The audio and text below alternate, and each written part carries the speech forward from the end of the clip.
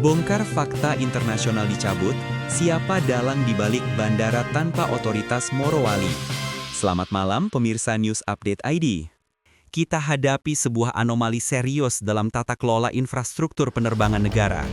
Kontroversi mengenai status Bandara Morowali kini mencapai puncaknya, setelah status internasional dan izin operasionalnya dicabut. Fasilitas yang seharusnya vital bagi denyut nadi industri nikel nasional di Sulawesi Tengah ini, kini secara de facto beroperasi tanpa otoritas penuh, menyisakan lubang besar dalam supremasi hukum dan kedaulatan udara Indonesia. Ini bukan hanya masalah teknis administrasi semata. Ini adalah masalah integritas hukum yang melibatkan dugaan pembiaran bertahun-tahun. Bandara Morowali, yang berlokasi di dalam kawasan industri nikel raksasa, awalnya beroperasi di bawah skema airfield atau bandara khusus, melayani kepentingan logistik dan penumpang korporasi. Namun, fakta hukum menunjukkan bahwa operasionalnya telah melampaui batas izin yang diberikan, secara konsisten menjalankan fungsi layaknya bandara umum internasional tanpa memenuhi kriteria legal dan keamanan yang diwajibkan. Puncaknya, Kementerian Perhubungan melalui Direktorat Jenderal Perhubungan Udara mengambil tindakan tegas berdasarkan evaluasi mendalam yang mengungkapkan adanya penyalahgunaan fasilitas dan ketidaklengkapan dokumen legal formal sebagai bandara terbuka. Langkah ini didasarkan pada mandat Undang-Undang Nomor 1 Tahun 2009 tentang penerbangan, khususnya Pasal 210 dan 211, yang secara eksplisit mengatur bahwa setiap kegiatan operasional penerbangan wajib tunduk pada standar keselamatan, keamanan, dan kepatuhan administrasi.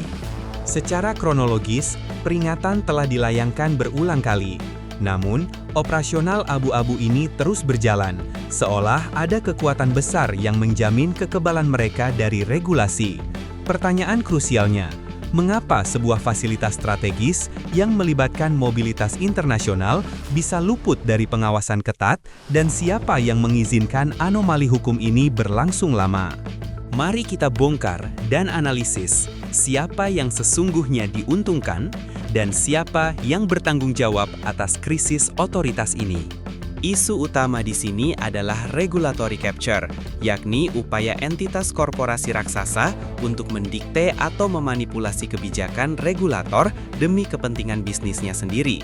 Dalang utama di balik operasional tanpa otoritas ini jelas adalah entitas korporasi yang menguasai dan mengelola kawasan industri tersebut. Mereka beroperasi dengan logika bisnis yang mengutamakan kecepatan dan eksklusivitas akses, seringkali dengan sengaja mengabaikan atau mencari celah dalam logika kedaulatan hukum negara. Namun, kesalahan fatal tidak hanya berhenti pada operator. Kita wajib mempertanyakan peran pejabat otoritas bandara wilayah setempat dan, yang lebih tinggi, Direktorat Jenderal Perhubungan Udara di Jakarta.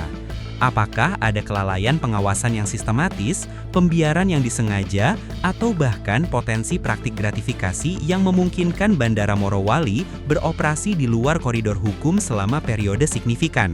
Pencabutan izin ini adalah bukti nyata kegagalan pengawasan yang berlapis. Implikasi politik dan hukum dari kasus ini sangat serius.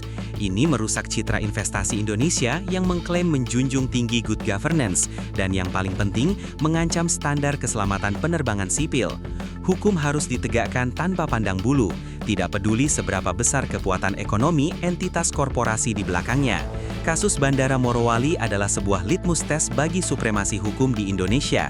Keputusan pencabutan izin internasional harus diikuti dengan audit menyeluruh, tidak hanya pada aspek administrasi, tetapi juga investigasi potensi pelanggaran pidana terkait izin dan operasional yang tidak sesuai prosedur.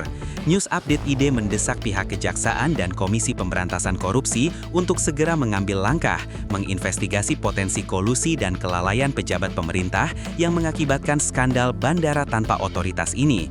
Integritas kedaulatan negara tidak boleh ditukar dengan kepentingan logistik korporasi. Demikian laporan investigasi kami, tetap bersama kami di News Update ID untuk perkembangan terkini. Selamat malam dan sampai jumpa.